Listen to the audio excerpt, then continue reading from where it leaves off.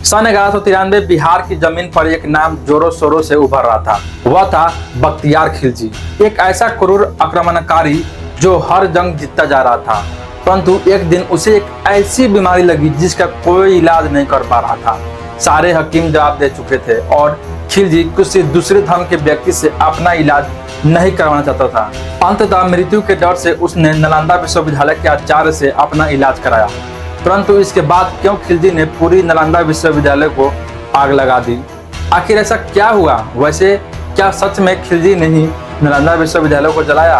क्योंकि हमें कुछ सबूत ऐसे भी मिलते हैं जो बताते हैं कि नालंदा को बख्तियार खिलजी ने नहीं बल्कि ब्राह्मणों ने जलाया, क्योंकि नालंदा एक बौद्धिक विश्वविद्यालय थी। तो क्या यह बात सच है? आज से करीब 1600 साल पहले भारत में एक ऐसी विश्वविद्यालय थी जो पूरी दुनिया में प्रसिद्ध थी। पूरी दुनिया भर से विद्यार्थी यहाँ पढ़ने आते थे। इस विश्वविद्यालय में 10,000 से ज्यादा विद्यार्थी और 1500 से ज्यादा आचार्य मौजूद थे।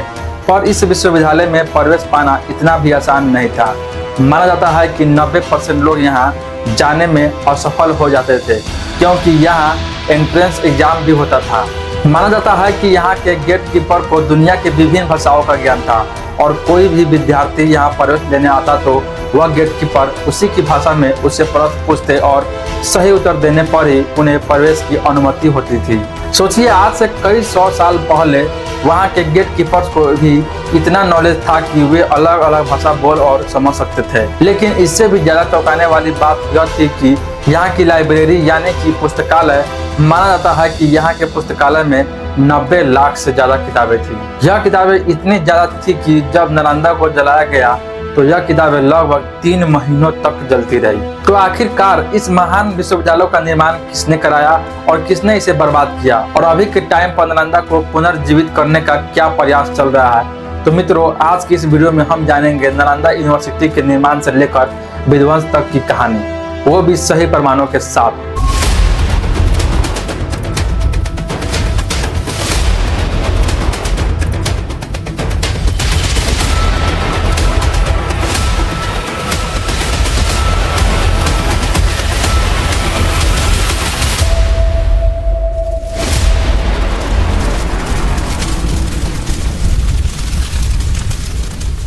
माना जाता है कि आज से हजारों साल पहले बुद्ध के प्रवचन से प्रभावित होकर 500 व्यापारियों के एक समूह ने गौतम बुद्ध को एक बहुत बड़ा क्षेत्र उपहार में दे दिया, जहां बहुत सारे आम के पेड़ थे और यहीं बैठकर बुद्ध ने कई वर्षों तक लोगों को उपदेश दिए और इस वन को तपोवन कहा जाने लगा। और आगे चलकर इसी जमीन पर वो बीज बोए गए जिसने दुनिया की सबसे महान यूनिवर्सिटी को जन्म दिया।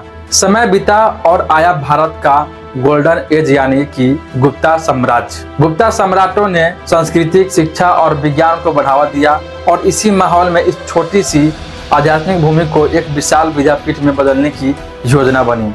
गुप्ता साम्राज्य के वंशज कुमार गुप्ता ने पहली बार 427 ईस्वी में नालंदा विश्वविद्यालय की नींव रखी और धीरे धीरे नालंदा एक साधारण शिक्षण स्थल से बढ़कर विश्व स्तरीय विद्यापीठ बन गया, जहाँ 10,000 से ज्यादा विद्यार्थी पढ़ते थे, जिनमें भारत के साथ तिब्बत, चीन, कोरिया, सुमात्रा, जावा, म्यांमार, पर्सिया जैसे देशों के भी विद्यार्थी शामिल थे। और इन्हें शिक्षा देने के लिए लगभग 1500 से लेकर 2000 शिक्षक थे जो विश्व स्तरीय ज्ञान रखते थे, जिन्हें शीलभद्र, धर्मपाल, शांति रक्षित और नागार्जुन जैसी उपाधि दी जाती थी। यह विश्वविद्यालय लगभग 120 एकड़ में फैला हुआ था, जिसमें 11 बड़े विहार यानी कि हॉस्टल ब्लॉक थे। साथ ही 6 विशाल मंदिर, क्लासरूम, तालाबें और बड़ी बड़ी दीवारें थी। लेकिन यहाँ की सबसे प्रसिद्ध इमारत थी यहाँ की लाइब्रेरी, जिसमें 90 लाख से भी अधिक पुस्तकें थी। इस 9 मंजिला लाइब्रेरी को 3 भागों में बांटा गया था: रत्न सागर, रत्नातधि और रत्न रंजक, जिसमें विभिन्न विषयों की किताबें थी जैसे गणित, खगोल, वास्तुशास्त्र, व्याकरण, तंत्र, तत्वज्ञान, योग, ज्योतिष आदि। इस विश्वविद्यालय में यह सभी विषय पढ़ाए जाते थे। यहाँ की शिक्षा काफी प्रभावशाली थी। माना जाता है कि नालंदा का खाद्य भंडार और खर्च पास के 200 गांवों से आता था। दरअसल यहाँ के आचार्यों गांवों में जाकर भिक्षा मांगते थे और उन्हीं से जो मिलता उसी से नालंदा विश्वविद्यालय चलता। ऐसा इसलिए क्योंकि वहाँ के आचार्य चाहते थे कि शिक्षा और राजनीति को एक दूसरे से दूर रखा जाए, इसलिए वे राजा से कुछ नहीं लेते थे। आज के जमाने के हिसाब से उनकी सोच हमसे कई ज्यादा आगे थी। यहाँ पढ़े हुए विद्यार्थियों का नाम भी विश्व प्रसिद्ध हुआ। हम भारतीय जिस जीरो को शून्य की उत्पत्ति का श्रेय महान मैथमेटिशियन और एस्ट्रोनॉमर आर्यभट्ट को देते हैं, वे भी इसी विश्वविद्यालय से पढ़े थे। साथ ही नागार्जुन और धर्मकीर्ति जैसे महान लोग भी यहीं से पढ़े थे। इसके साथ ही प्रसिद्ध चीनी यात्री वेनसांग भी यहीं से पढ़े थे। यह दर्शाता है कि नालंदा का नाम भारत की सीमाओं तक ही नहीं सीमित थी, इसकी ख्याति पूरे विश्व तक फैली हुई थी। खासकर चीन और तिब्बत जैसे देशों में नालंदा का असली इतिहास भी हमें स्वांगजंग नामक चीनी ट्रैवल द्वारा मिलती है। स्वांगजांग अपनी किताब Great Tang Records on the Western Regions में बताते हैं कि वे 630 ईस्वी में नालंदा आए। जैसे ही वे नालंदा के विशाल द्वार से गुजरे, उन्हें महसूस हुआ कि वे किसी साधारण स्थान पर नहीं आए, बल्कि एक ऐसे ज्ञान साम्राज्य में प्रवेश कर रहे हैं जिसका मुकाबला दुनिया में कहीं नहीं। उन्होंने नालंदा में लगभग 10 वर्ष बिताए और उन्हीं के लेख से हमें पता चला कि नालंदा में 10,000 से अधिक विद्यार्थी और 2,000 से अधिक शिक्षक थे। वे बताते हैं कि नालंदा का माहौल सिर्फ शिक्षा का नहीं बल्कि बौद्धिक युद्ध का था, जहां दैनिक शास्त्र यानी कि डिबेट्स होते थे। विद्यार्थी एक दूसरे से सवाल करते, जवाब देते, परंपराओं पर प्रश्न उठाते और दर्शन के गहरे पहलुओं को चुनौती देते थे। जुनजांग स्वयं नालंदा में शास्त्रार्थ जीतकर प्रसिद्ध हुए थे और उन्हें यहाँ से हजारों मैन्युस्क्रिप्ट्स लेकर चीन वापसी की। इन्हीं ग्रंथों के आधार पर आज चीन और जापान में महायान बौद्ध धर्म की संरचना दिखाई देती है। इससे आप अंदाजा लगा ही सकते हैं कि यह हमारी ऐतिहासिक धरोहर कितनी ज्यादा महत्वपूर्ण है। आज जिस ज्ञान को हम नया समझते हैं, शायद वह आज से कई हजार साल पहले ही मौजूद था। बस इतिहास की धूल ने उसे दबा दिया और इसी धूल में नालंदा भी दब गई। तो चलिए मित्रों, अब हम जानते हैं कि नालंदा के विध्वंस का इतिहास की क्यों इस ज्ञान के केंद्र को आग में फूंक दिया गया।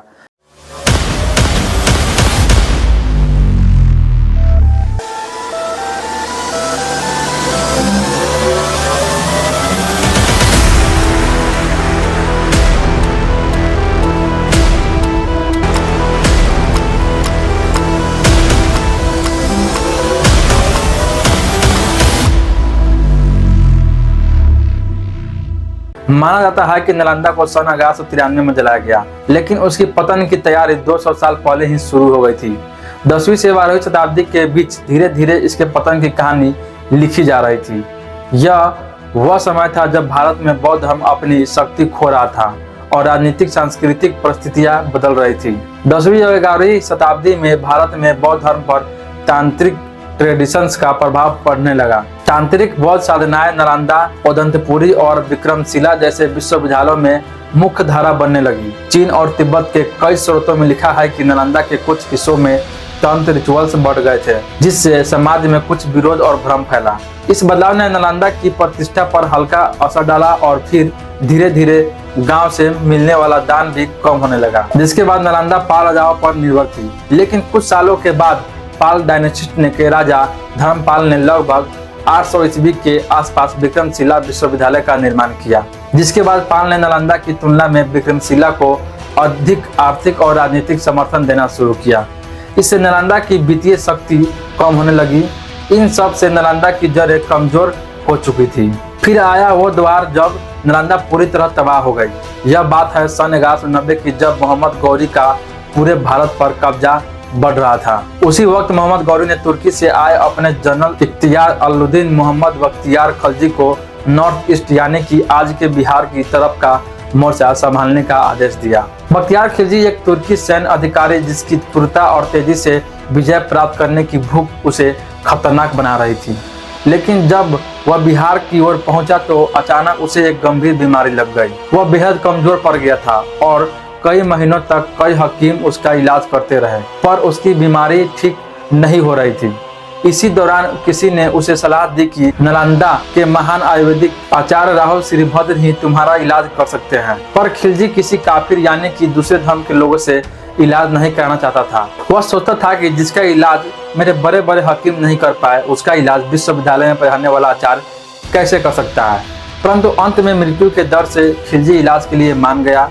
परंतु उसने आचार्य राहुल श्रीभद्र के सामने एक शर्त रखी। उसने कहा कि तुम्हें मुझे बिना छुए, बिना कोई दवाई खिलाए ठीक करके दिखाओ, तो मैं मानूंगा कि तुम कितने बड़े आयुर्वेद आचार्य हो। राहुल श्रीभद्र ने यह चुनौती स्वीकार की और खिलजी को कुरान लाकर दी और कहा कि तुम्हें इसे रोज पढ़ना है।